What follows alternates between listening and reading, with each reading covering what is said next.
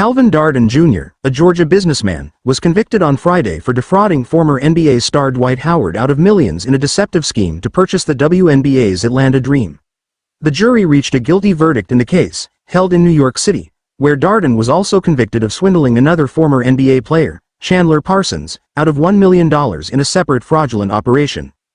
Dwight Howard, who was one of the NBA's most dominant centers during his 18-year career, testified in court that Darden manipulated him into investing $7 million, convincing Howard that the money would be part of a deal to buy the Atlanta Dream. In reality, however, the team had already been sold to an investor group in 2021, which included former WNBA player Renee Montgomery. The sale had been public knowledge, and Darden's promise of ownership was a ruse to access Howard's finances. During the trial, Howard expressed his frustration and betrayal, stating that instead of an ownership stake, what he received in return for his $7 million investment was nothing more than a slap in the face. The trial also exposed the extent of Darden's fraudulent activities, which prosecutors described as blatant and egregious. In addition to the scheme targeting Howard, Darden also worked with a sports agent to deceive former NBA forward Chandler Parsons. Parsons, who enjoyed a 9-year NBA career, was convinced by Darden to send him $1 million, allegedly for the development of current NBA player James Wiseman. The money, according to Darden, was supposed to aid Wiseman's career progression, but, like Howard's investment, it was part of a scam designed to enrich Darden. Prosecutors meticulously laid out how Darden used the $7 million from Howard. They showed that Darden spent at least $6.1 million of the sum on personal luxuries and real estate, including $500,000 on 2 luxury cars, $110,000 on a piano, and $765,000 as a down payment on a $3.7 million mansion. He also spent $90,000 on high-end watches and another $500,000 on home improvements and artwork. All of this was done under the pretense of being part of a legitimate investment deal. The conviction marks a significant fall from grace for Darden, who was previously sentenced to prison 8 years ago for a similar crime.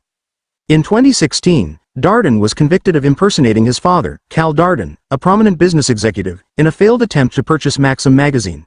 At the time, Darden was sentenced to 1 year in prison but received a lighter sentence after cooperating with prosecutors. In that case, Darden's father, a former senior vice president for operations at UPS, had an unblemished reputation, and Darden's use of his father's name added an extra layer of deception to his scheme. Despite his previous conviction and imprisonment, Darden continued to engage in fraudulent activity. Prosecutors emphasized this during the trial, arguing that Darden had clearly not learned his lesson. Assistant U.S. Attorney Brandon Thompson, in his closing arguments, told the jury that the evidence of Darden's crimes was overwhelming and described the scale of the fraud as shocking.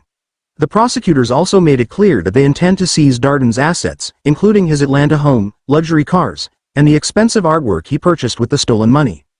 Following his conviction, the prosecution sought to have Darden immediately taken into custody, arguing that he posed a continued risk.